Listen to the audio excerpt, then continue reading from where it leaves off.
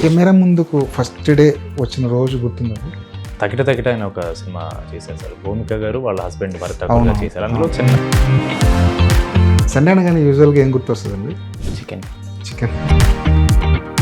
సినిమాలోకి వచ్చేసిన తర్వాత సండేస్ ఎలా మారిపోయా? సండేకి మండే తేడా లేదండి. మనములు ఇద్దరిలో దర్శకత్వ ప్రతిభ అనేది ఎవరిలో ఎక్కువ ఉంది? ఇద్దరికి లేదండి. మనం సెటిల్ అయిపోయాం, మనం సినిమాలో ఉంటాం అన్న భరోసా గ్యారంటీ ఎప్పుడు వచ్చింది? మేము రావాలనుకున్నప్పుడు సంపాదించింది అమ్మ చేతిలో పెడితే అమ్మ కళలో ఒక ఆనందం చూద్దాం అన్న ఫీలింగ్ ఉంటుంది. మీ జీవితంలో ఆ మూమెంట్ ఏంటి సార్? చేతిలో పెట్టలేదు సార్, బ్యాంకులో పెట్టాను. మీ అమ్మగారికి ఒక జాబ్ ఇద్దాం అనుకుంటే మీరు యా ఏమి ఇస్తారు?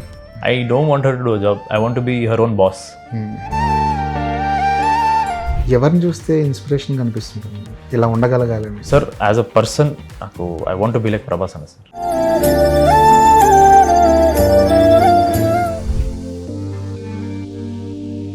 ఎన్నే పవన్ కళ్యాణ్ గారిని కలిశారు, ఆ మూమెంట్స్ ఏంటి సార్? మనల్ని ఎవరు రాపేది.